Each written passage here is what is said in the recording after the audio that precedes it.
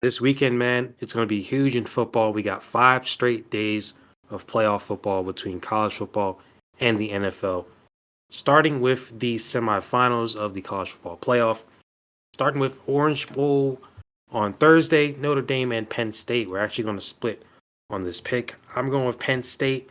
J-Box going with Notre Dame. All these are pretty tough picks, I'm going to be honest, but I felt like still so far, Penn State offensively, even though I don't think they'll score as much as they did, against SMU and Boise State. Uh, Offensively, still better than Notre Dame right now. I think they've shown that they're better than Notre Dame offensively so far in the playoffs. So I think that'll be the um, big swinging point there in that game against them. Yeah, this was probably the toughest one for me, and I'm going with Notre Dame in this one. And really, I know that college football this year has not really spoken to games like this, but I do think it's going to be like a 31-30, like really close Notre Dame victory. I think that the double running back punch over there at Penn State poses a big threat for Notre Dame. I just think that their defense is a little more poised to take that on than Boise State was, and can try to hold that down a little bit. And there were moments where Boise State could have punched through. There were times where it looked like the score could have been he could have pushed to win, but the Penn State defense kind of got up to them. I think Notre Dame has experience with these type of defenses. They just got through Georgia, so I think it's going to be tough. I think it's going to come down to the Notre Dame defense kind of locking in, offense being a little better at pushing it through and getting touchdowns. And truthfully, I think some of this comes down to I think these are both great coaches. I think Marcus Freeman could either gamble this game away on some stupid play or find himself in the next round by pulling one up over James Franklin here. So I think it's gonna be a tough one. I think this is a great matchup. Probably not as good as the next matchup, but I think this one is pretty good. Yeah, the next one is Ohio State and Texas. We talked about this last week. This is probably, the bigger game, better game, more hyped up game, the best two teams left in the playoffs so far. We're actually going to both go with Ohio State in this one. Um, I said it last week. For me, Texas, my main issue with them is the fact that they don't finish games the same way they start. Came out hot against Clemson, came out hot against Arizona State. Unfortunately, they didn't finish those games the best way. They got a 2 touchdown win over Clemson, but Arizona State, obviously that went to overtime. And Ohio State, they clearly look like the best team in the playoffs. They did some illegal stuff to Oregon in the Rose Bowl, so I can't get that image out of my mind of that score going into halftime. So Ohio State right now, I'd say they have the edge. Going in this game, and I think we said it last week. These are probably the two best teams remaining for sure. And I think the Oregon game has done a lot here. There's nothing I can really think that Texas can do that would overcome a performance like that. And I think that Ohio State is really capable of a second performance like that. Will Howard has impressed me a lot since some of his tomfoolery in the regular season. I think he's really caught up and done better, except for the Michigan game. But that one just feels like an outlier. It feels like they were doomed. That when they turned around and immediately beat up Tennessee in the first round, and then did it again to Oregon. So I feel like in the playoffs he's been really strong. I don't have a lot to say about like Texas being bad. I don't think that this is going to be. I don't think Oregon or sorry, whoa, I don't think Ohio State wins this one 41-21. But it really could be like 41-38. Like I think Texas is a great team. I think they're going to come out and fight. This one should be a lot of offense. I don't think either of these defenses are bad. Ohio State's defense obviously did a lot of work against Oregon in that game. I think Texas's offense is probably the strongest one they faced. I just think that there's no way to remove the thought of what Ohio State did to their first two opponents, especially to Oregon, considering the weight of what Oregon was. So I'm gonna take Ohio State in this one. I think pretty handily, kind of taken out of the Longhorns having a little bit of a home field advantage if you kind of consider it that way. So I'm gonna go with the Buckeyes here. Yeah, I guess they do have that there, but I don't. Yeah, again, I don't think that's going to have too much of an effect there. Same with this game, Texans and Chargers getting into Wild Card Weekend. I'm so glad people are finally noticing that the Texans always get this 4:30 slot on Saturday. I don't know what it is, but they play like every single year, same spot. And this time, we do not think it's going to help them. We're both going with the Chargers. I said it in that last video. Probably the second weakest team in the playoffs right now would be the Texans. I think the Steelers are probably the only team that's worse. Texans have kind of sputtered at the end of the season.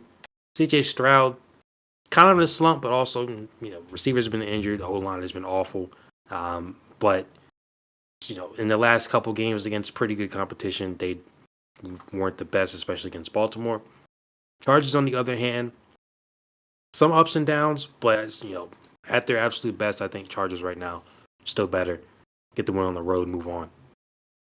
Yeah, Texans are a hard team to trust this season. It's been, there's moments where I was like, these guys are really good, and of course, they dealt with a lot of injuries. But even without the injuries, I think CJ Stroud has had a little bit of a slump performance. They're not as tough on defense. I think D'Amico Ryans, did a great job in his first year, kind of building this team up. Obviously, you hit, a little bit of a tough situation when you get to your second year, and you got to kind of sustain that system.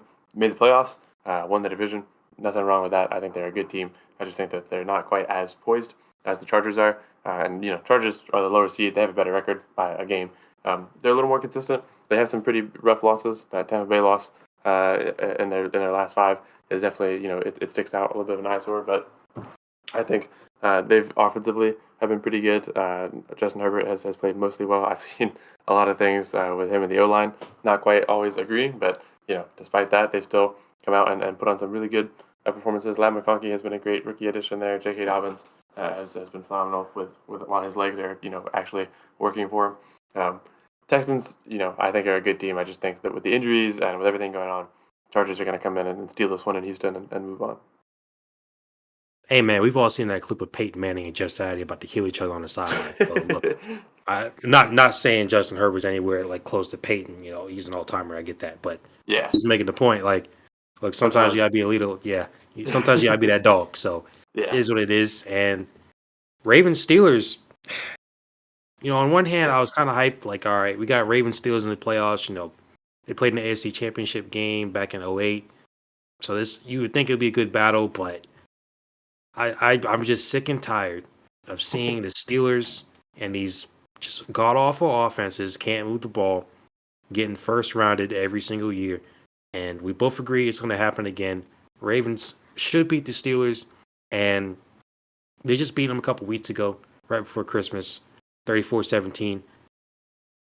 Since it's the playoffs, I wouldn't say they'll, beat them up that bad again. I think it might be lower scoring, but I would probably say no more than like 24 to maybe even 13 or something like that.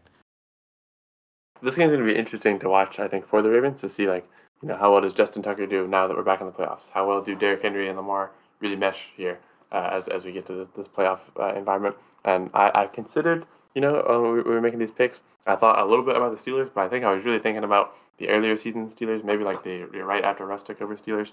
They had a little bit more of a semblance of offense. Really, though, recently they just have not done well. They ended the season on a 4-game skid against 4 good teams. They flopped against the Eagles, Ravens, Chiefs, and Bengals. Could have won against the Bengals to put your division rival away. You lose that one. And I just think that, I agree. Mike Tomlin is great. He's got a great defense behind him. And he keeps getting his team into the playoffs, but you got to make more significant changes on the offensive side. I like bringing Arthur Smith back in. I think he's a good play caller. But I don't think it's enough. I think this Ravens team finally kind of found its groove. They finished 12-5, which is lower than what I thought they would have done, but also better than where I thought they would have been after the season actually started.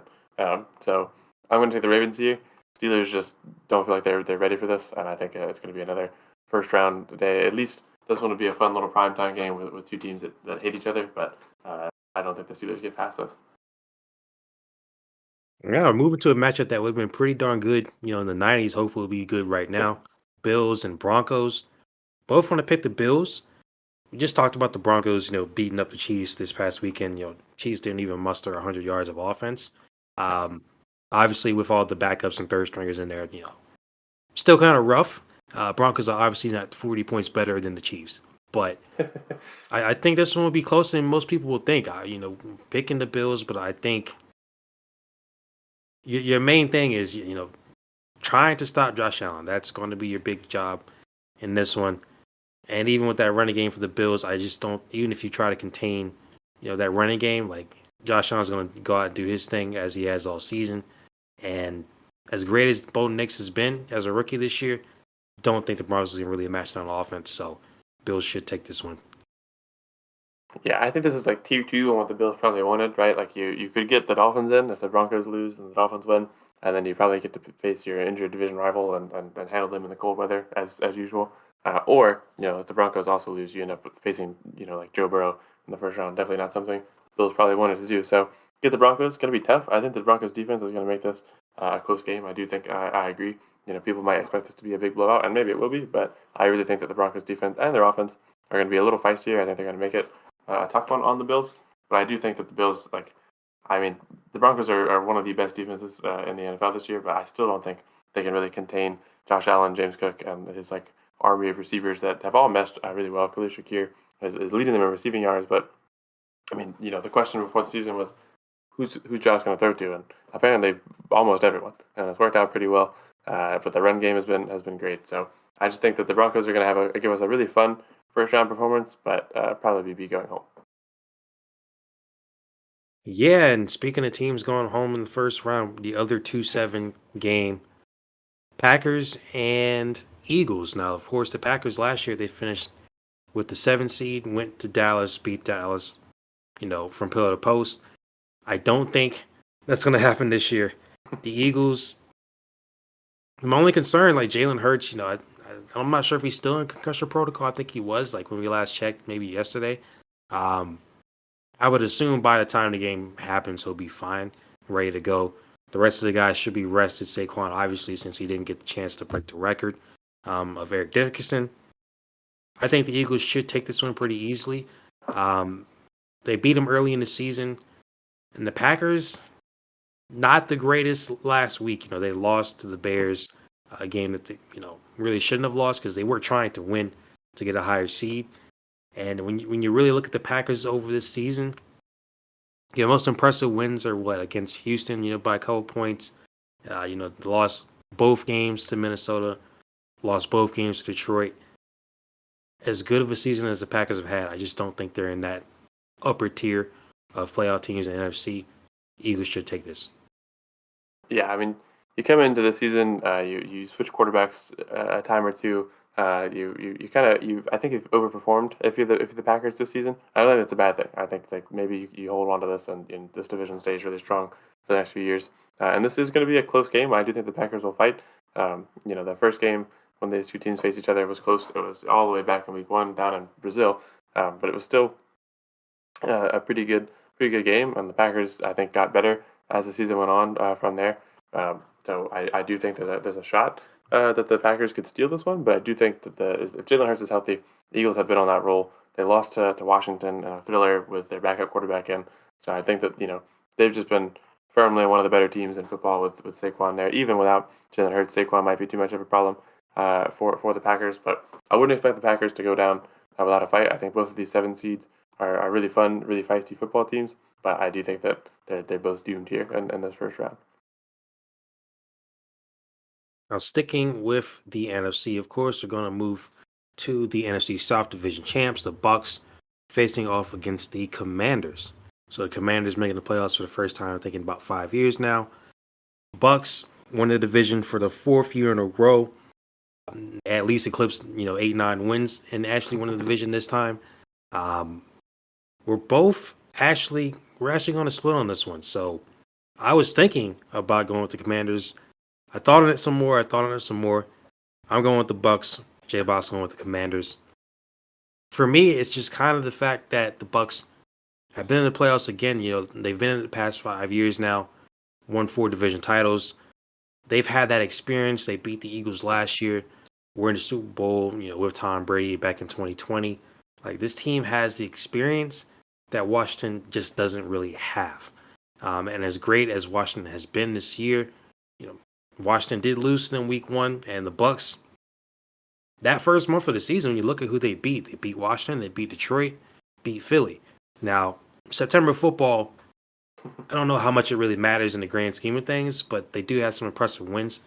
They are capable of being a pretty good team, and with that playoff experience, you know, especially with Baker out there, he's had multiple playoff wins. I think that really does matter going up against a rookie QB, even if he's going to be the offensive player of the year.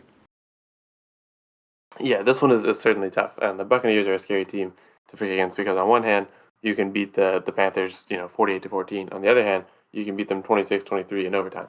And then, it's just kind of maybe that's a divisional game. So it's a tough one to pick. But the Buccaneers have such a high ceiling and such a random floor sometimes. But I think the Commanders have kind of played the same way.